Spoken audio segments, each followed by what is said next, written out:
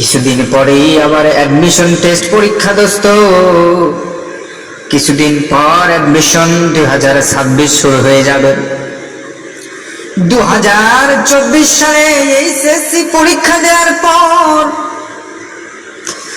যখন সিরাজগঞ্জে focus coaching সেন্টারের উদ্দেশ্যে চলে গেলাম,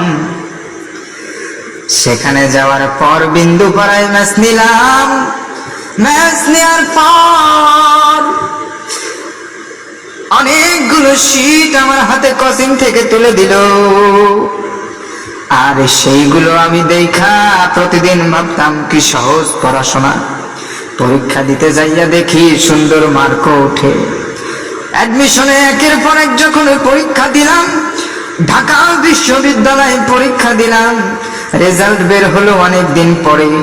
চট্টগ্রামে পরীক্ষা দিয়া রেজাল্টের দিন নামের তালিকায় রেজাল্টে আর আমার নাম খুঁজে পাওয়া গেল না। জাহাঙ্গীরনগরে পরীক্ষায়ও আমার নাম আসে নাই। রাজশাহী পরীক্ষা দিলাম, অনেক সুন্দর মার্কস এসেছে, কিন্তু বাড়ি থেকে কি টর্চারিং রে বাবা শুরু করে দিল বন্ধু। সইতে নারী কইতে নারী জানে সকলেই জ্বালা। আবার চলে আসলাম অত বড় রাজশাহী কলেজে, আমার অ্যাডমিট হইয়া গেল। ইতিহাস বিষয়ে অ্যাডমিট হইলাম, ভর্তি হইয়া এখন পড়তে এসেছি রাজশাহীতে।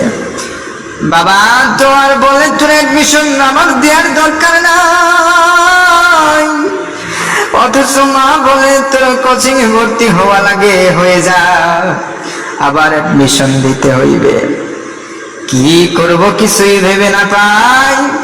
অ্যাডমিশন আমার আর দিতে ইচ্ছে করে না, কিন্তু বিশ্ববিদ্যালয়ে পড়ার স্বপ্ন তো ছাড়তে পারছি না। কি করি বন্ধু তোমাদের কি জানাই। এই মুহূর্তে আবার কিছু ভাবা চিন্তা করে যখন গুচ্ছের গতকালকে ডেট দিয়ে দিছে পরীক্ষার, 154 দিন এখনো হিসাব করে দেখেছি বাকি। তখন ভাবলাম পড়া তো সবই পারি, একটু রিভিশন করে সেটগুলো আবার পড়া সবই পারি, রিভিশন করতে আসছি। রিভিশন যখন করতে আসলাম মাগরিবের নামাজ শেষ করে, যখন রিভিশন করছি একদিকে পড়ি আর একদিকে ভুলি, একদিকে পড়ি আর একদিকে ভুলে যাই, মনে কিছুই থাকে না। এদিকে বাড়ি থেকে বলছে অ্যাডমিশনের জন্য পড়ো, টাকা যত লাগে দেব। এমন করিয়া বন্ধু কি অবস্থা, তোমাদের অ্যাডমিশনের কার কি অবস্থা জানায়ও, আমার অবস্থা